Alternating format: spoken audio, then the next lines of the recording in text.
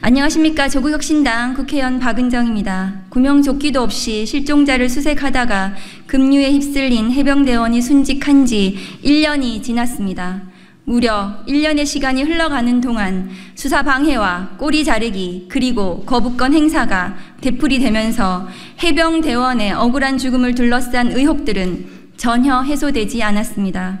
대통령 본인 또는 그의 가족을 대상으로 정하는 법률안은 이해관계가 충돌한다는 점에서 본질적으로 문제가 존재하기에 제2요구권이 제한되어야 마땅하나 대통령의 묻지마 거부권 행사와 대통령실의 비협조로 그간 단 한 걸음도 나아갈 수 없었던 것입니다.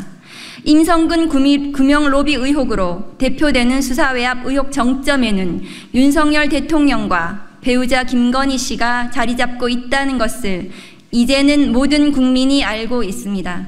조국혁신당은 진상규명을 결코 포기하지 않을 것입니다. 이에 국민들의 염원을 담아 윤석열 수사외압 특검법을 발의합니다. 네, 조국혁신당 신장식입니다.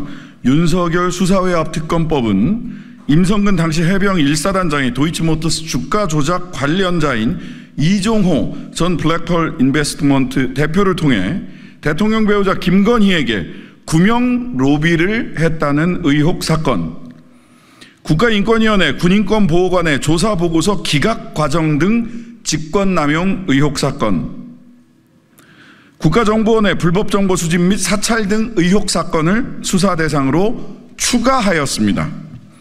그리고 헌법 제84조 대통령 불소추 특권을 고려해서 특별검사는 대통령에 대한 공소제기가 필요할 경우 관할 지방검찰청 검사장에게 3일 이내에 수사 기록 및 증거 등을 이관하도록 하였고, 대통령 퇴직일로부터 3개월 이내에 공소제기 및 공소유지를 담당하도록 하였습니다.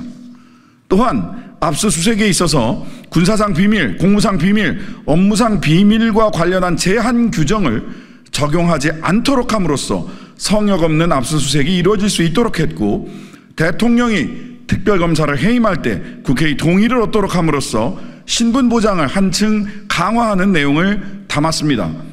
윤석열 대통령을 비롯하여 이시원 공직기강 비서관 등 대통령실 관계자, 이종섭 국방부 장관 등 국방부와 군 관계자, 그리고 대통령 배우자 김건희 씨와 여러 국가기관의 개입 등 최해병 순직 사건 관련자들의 수많은 의혹을 소상히 밝히기 위해서는 결국 특검의 공정하고 엄정한 수사가 필요합니다.